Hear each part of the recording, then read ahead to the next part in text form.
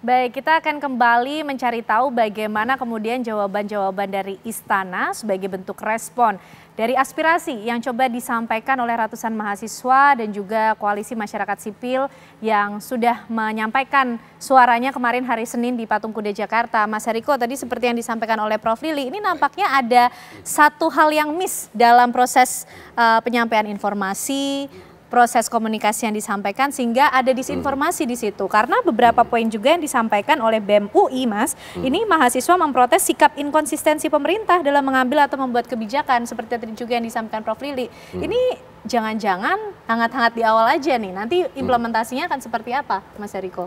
Ya, pemerintah sangat konsisten. Presiden kita Bapak Prabowo Subianto sudah sejak 16 tahun yang lalu bicara tentang penghematan anggaran. Jadi itu makanya setelah beliau disumpah langsung menyampaikan kita harus berhemat. Dan di 2 bulan pertama kita sudah berhasil hemat 3,6 triliun. Namun sekali lagi kita tidak boleh terlena.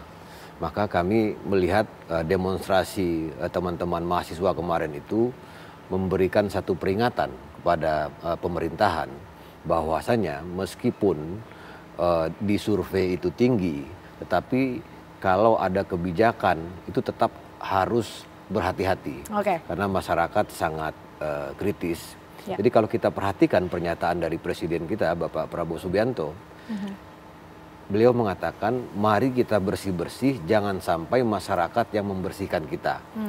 Kemudian yang kedua beliau mengatakan ini sudah bukan seperti 20 tahun yang lagi, 20 tahun sebelumnya. Sekarang zamannya digital, masyarakat sudah sangat kritis. Oleh karena itu kami melihat dan kami juga membaca tagar-tagar yang ada di media sosial, kemudian orasi-orasi dari teman-teman mahasiswa. Dan sesungguhnya kami melihat dari berbagai aksi-aksi itu, nampak sekali besarnya cinta dari generasi muda ini terhadap bangsa ini. Jadi intinya para mahasiswa ingin betul-betul bangsa kita ini bebas dari korupsi.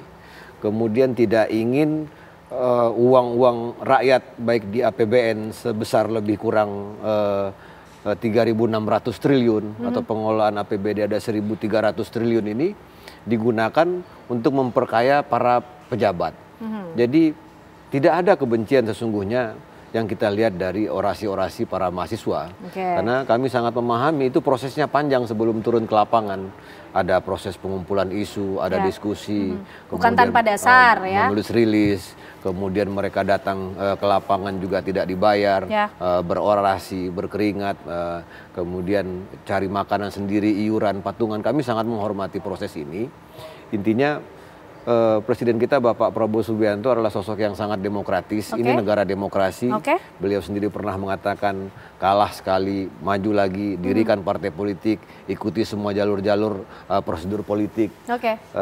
Kemudian terpilih. Jadi Presiden kita juga pernah di luar pemerintahan, beliau juga memberikan kritik dan saran. Tetapi ketika berada dalam pemerintahan, Presiden kita Pak Prabowo adalah orang yang sangat taat dan patuh kepada pimpinan. Jadi kita sangat memahami segala proses ini. Sekali lagi Pak Prabowo orang yang dari bawah ya, dari orang biasa, kemudian mendirikan partai politik, kalah dan menang. Jadi beliau sangat menghormati hak asasi manusia dan kebebasan berpendapat. Artinya mengenai rencana yang akan dilakukannya kembali aksi esok hari, karena yang menjadi landasan mereka menilai belum ada respon dari pihak pemerintah, dari pihak istana begitu. Itu tidak betul juga karena sudah ada pembahasan untuk menindaklanjuti apa yang disampaikan oleh para mahasiswa, kritik-kritik yang membangun tersebut, termasuk kalau kita menyoal, Mas, poin berikutnya adalah mahasiswa meminta pemerintah mencairkan tunjangan dosen dan tenaga pendidik tanpa ada pemotongan ataupun hambatan akibat birokrasi. Bagaimana kemudian juga istana merespon ini? Ya, seperti yang kami sampaikan tadi, kami melihat tagar-tagar yang disampaikan oleh mahasiswa, membaca press release yang ditulis oleh mahasiswa. Jadi kita tidak boleh hanya membaca apa yang kita sukai. Jadi kita juga membaca apa yang menjadi protes dari mahasiswa. Dan kami meyakini kalau teman-teman kita, saudara-saudara kita, para mahasiswa juga membuka media sosial, PCORI, kantor komunikasi kepresidenan, membuka media sosial kantor staf presiden, Kementerian Keuangan, kemudian sekretariat kabinet semuanya sudah sangat jelas di situ. Presiden kita menjelaskan. Namun yang kita sangat khawatirkan adalah kalau kita mengalami satu situasi kita hanya mendengar apa yang disampaikan oleh teman-teman kita di grup WA tertutup. Nah, ini yang sangat berbahaya sekali. Nah, yang kita inginkan adalah kita dengarkan apa yang disampaikan oleh mahasiswa, karena itu sangat bagus sekali. Kemudian para mahasiswa juga mendengarkan penjelasan-penjelasan dari pemerintah sehingga kontrolnya sempurna. Baik, Prof. Lili, detail lain ya dalam poin tuntutan yang dibawa oleh mahasiswa. Mungkin ini juga Prof. Lili bisa bercerita karena lahir juga dari Civitas Akademika ya, Prof. Ini ada soal tunjangan dosen, Prof, yang disinggung oleh para mahasiswa untuk bisa diperjuangkan untuk mencairkan tunjangan dosen dan juga tenaga pendidik. Ini dinamikanya seperti apa sih, Prof, sebenarnya? Ya, itu kan pernyataan dari Menteri Pendidikan Tinggi, Sains dan Teknologi juga, bahwa tunjangan dosen itu tidak ada karena efisiensi kan, begitu. Nah, karena dampak itulah kemudian salah satunya memberikan reaksi, kok nih sampai sekarang tunjangan dosen itu belum keluar dengan alasan tidak ada dananya, gitu kan. Padahal awalnya tadi dinyatakan pendidikan tidak terkena efisiensi. Betul begitu. Nah, oleh karena itu Mas Ariko memang sekarang yang perlu bicara adalah Pak Menteri itu sendiri, gitu loh. Karena yang bertanggung jawab itu kan langsung Pak Menteri, gitu.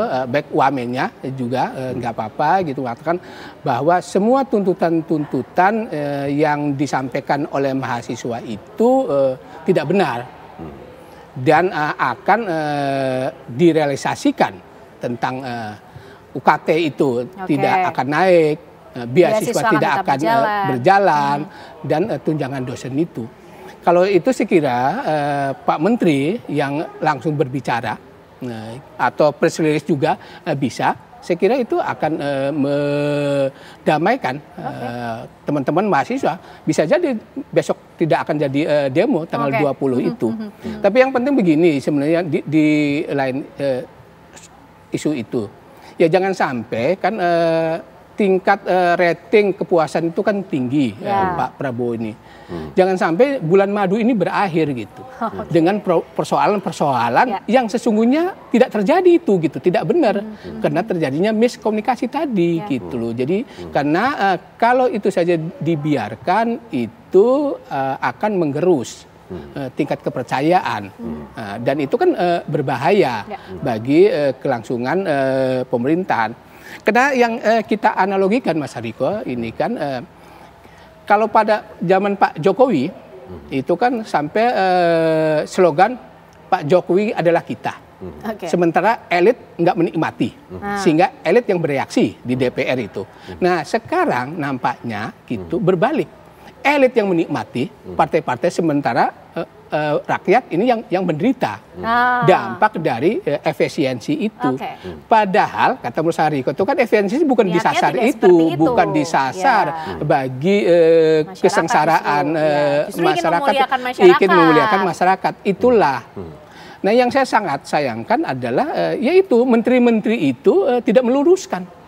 Padahal yang disasar kan menteri-menteri itu, gitu. Jadi ketika sebenarnya istana sudah menginformasikan bahwa itu tidak benar, langsung ditindaklanjuti oleh menteri melakukan press release, gitu loh. Nah itu. Terus yang kedua juga kan wajar juga mahasiswa melakukan demonstrasi dan publik kecewa. Kenapa pernyataan-pernyataan itu tidak langsung kemudian dipercaya? Karena kekecewaan pada masa lalu, pemerintahan yang lalu. Kan bicara A, implementasinya berbeda. Nah, jangan-jangan karena ini berkelanjutan, seperti itu juga. Karena visinya berkelanjutan, berkelanjutan. Ya, ini cuma meninabobokan, menenangkan aja. Sementara pemotongan show must go on. Nah, itu takutnya begitu Mas Riko. Oleh karena itu saya sih usul memang menteri yang bertanggung jawab itu melakukan klarifikasi sehingga para mahasiswa tenang, para dosen juga tenang, bahkan mungkin gembira karena sebentar lagi menjelang puasa dapat tunjangan dosen, dapat jadi THR. Jadi di lapangan emang harap-harap cemas betul sekarang ya Prof ya? Iya betul. Oke. Mas Riko gimana nih meyakinkan masyarakat, mahasiswa khususnya yang besok masih ada rencana untuk melakukan aksi, tapi kata Prof Lili masih ada waktu kok sebenarnya untuk meredam itu. Karena jangan sampai yang disampaikan oleh istana, begitu oleh pemerintah hanya untuk menenangkan sesaat saja, tapi implementasinya nanti berbeda. Seperti apa Mas Riko? Presiden kita, Bapak Prabowo Subianto itu betul-betul mendengar apa yang disampaikan oleh teman-teman kita yang terhormat para mahasiswa, masyarakat yang aksi. Itu sudah dibuktikan ketika masyarakat, mahasiswa memprotes agar PPN ini tidak naik. Itu pada 31 Januari 2024 itu Presiden langsung datang ke Kementerian Keuangan. Kemudian Ibu Sri Mulyani mengatakan inilah pertama kali dalam sejarah seorang presiden mengecek langsung laporan keuangan di akhir tahun. Kemudian Presiden intinya tidak ingin membebani masyarakat, kemudian Presiden Prabowo mengumumkan bahwasanya kenaikan PPN ini hanya untuk barang dan jasa yang mewah. Padahal kalau PPN itu dinaikkan, potensi pemerintah mendapatkan uang sebesar 75 triliun.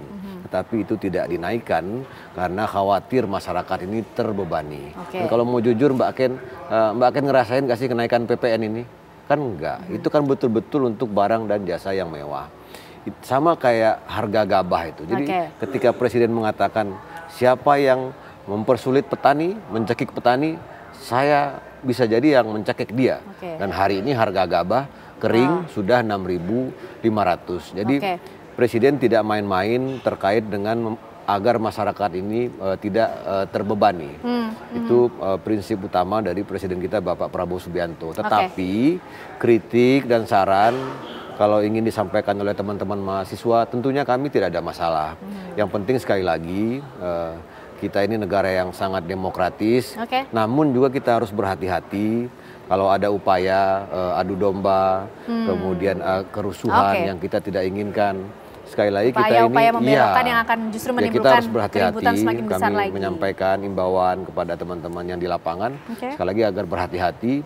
Terus kritik kami sampaikan masukan dan perbaikan untuk pemerintah. Baik. Jadi pemerintah Presiden Prabowo Subianto terbuka untuk kritik yang terus membangun. Sangat terbuka. Sangat Belum terbuka. pernah intinya Presiden itu bahkan di masa beliau jadi Menhan juga tidak ada. Baik, yang termasuk dilaporkan ke polisi. Termasuk kita sudah mendengar Prof respon langsung dari istana menjamin bahwa biaya pendidikan tidak terkena efisiensi ya, Mas Riko ya? Itu ada aturannya, ada 20%. Iya. Dan program-program dari pemerintahan kita sesungguhnya sangat fokus dalam bidang pendidikan. Ya. Ada renovasi sekolah, ada perbaikan toilet, perbaikan ruang kelas, kemudian juga makan bergizi gratis. Kemudian juga penguatan sumber daya manusia, cek kesehatan gratis, banyak sekali. Jadi banyak sebetulnya tagar-tagar yang sangat terang, sangat menyala, sangat membuat kita optimis gitu loh. Namun kami juga tidak menghalang-halangi ketika ada teman-teman ingin membuat tagar Indonesia gelap, itu bagian dari aspirasi yang juga harus kita dengar. Terima kasih intinya kepada seluruh calon penerus kejayaan bangsa Indonesia yang sudah turun ke jalan para mahasiswa. Kita nantikan komitmen dan konsistensi dari pemerintah di bawah kepemimpinan Presiden Prabowo Subianto menyikapi mengenai isu pendidikan yang menjadi concern ratusan mahasiswa, beasiswa, UKT, tunjangan dosen. Ya Prof Lili, kita nantikan bagaimana kemudian pembuktian yang akan diberikan. Terima kasih Mas Riko, terima kasih Prof Lili malam hari ini sudah berdiskusi bersama kami di Apa Kabar Indonesia Malam. Pemirsa, tentunya kami masih akan hadir untuk Anda dengan informasi dari proses pembongkaran pagar laut yang membentang ini di Bekasi, di perairan Tarumajaya, Kabupaten Bekasi, Jawa Barat yang terus dikerjakan. Sesaat lagi kami hadirkan untuk Anda.